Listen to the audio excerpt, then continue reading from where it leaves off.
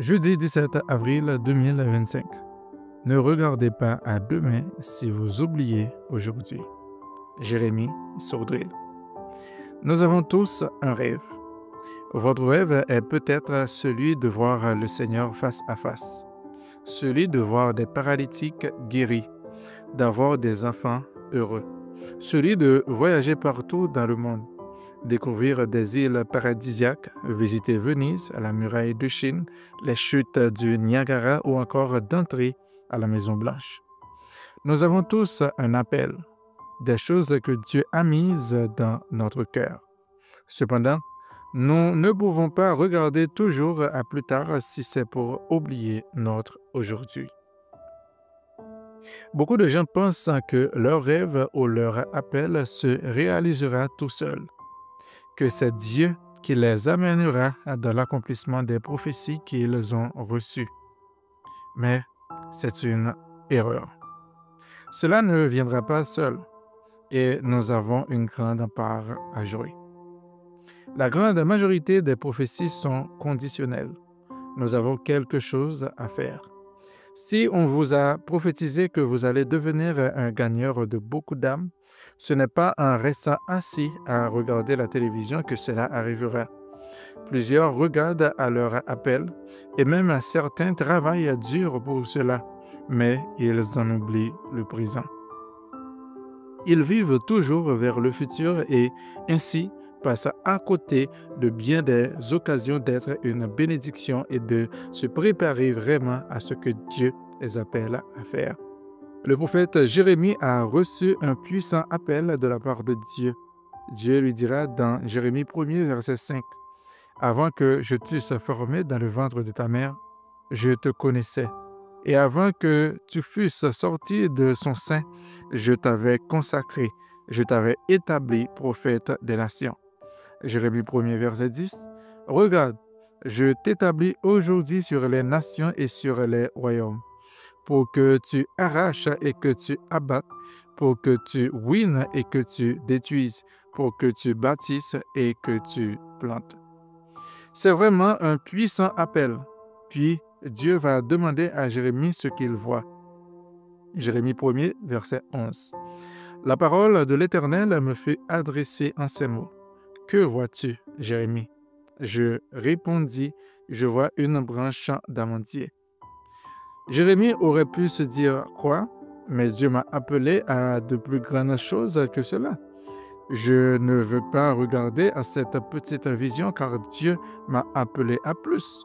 Cette vision ne doit pas venir de Dieu. » Il avait un grand appel, mais Dieu lui a donné au début une toute petite vision, une branche d'amandier. Quand j'ai lu ce passage un jour, je me suis dit que Jérémie devrait vraiment être surpris de cette vision. Dieu l'avait appelé à tellement plus.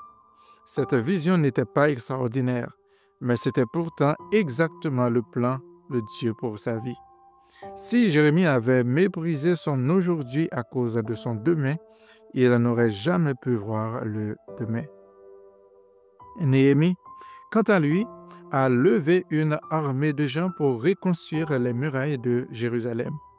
Il était semblable en cela à beaucoup de chefs d'entreprise, beaucoup de pasteurs, de leaders qui ont une grande vision. Ils sont parfois semblables à de gros bulldozers détruisant tout sur leur passage. Ce sont des visionnaires et rien ne pourra les arrêter. Le problème, c'est que parfois, ils ne veulent pas régler des choses simples de la vie de tous les jours car ils regardent toujours à demain, sans jamais prévoir le aujourd'hui.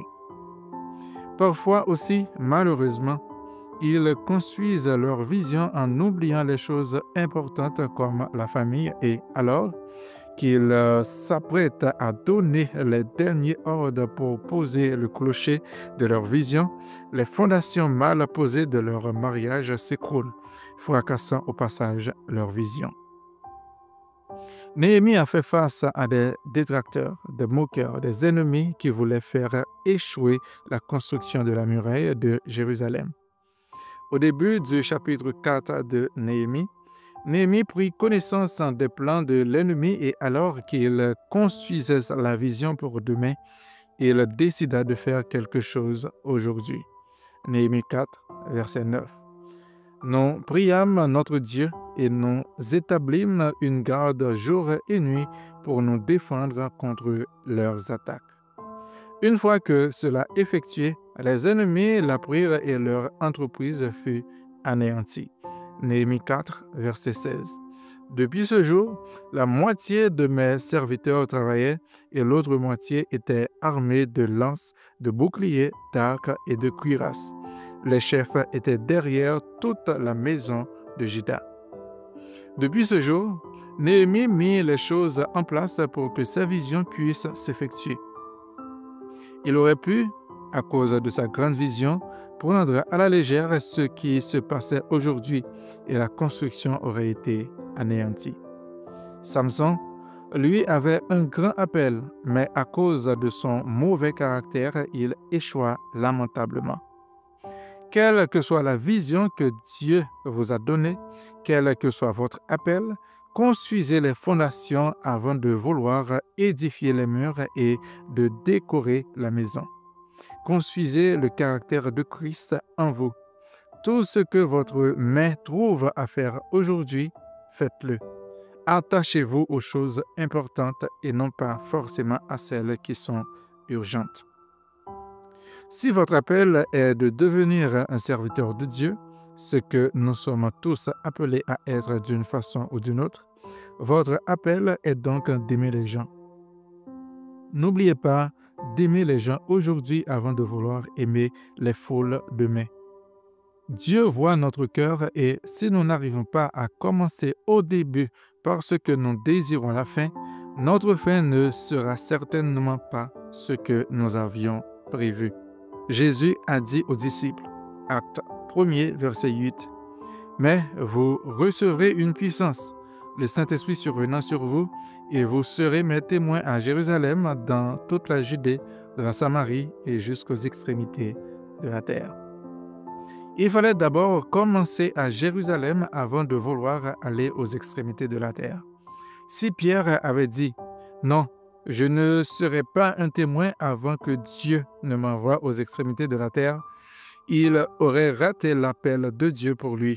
Les 3000 âmes qui furent le fondement du christianisme auraient été perdues. Quel impact! Ne méprisons pas les petits commencements. Parfois, certaines personnes méprisent leur entourage et veulent toucher les foules. Mais ce n'est pas ainsi qu'on bâtit son caractère. David a dû faire confiance à Dieu et développer son caractère, et Dieu l'a élevé petit à petit. David n'est pas arrivé à Goliath par hasard, mais avant cela, il avait déjà tué l'ours et le lion. Amen.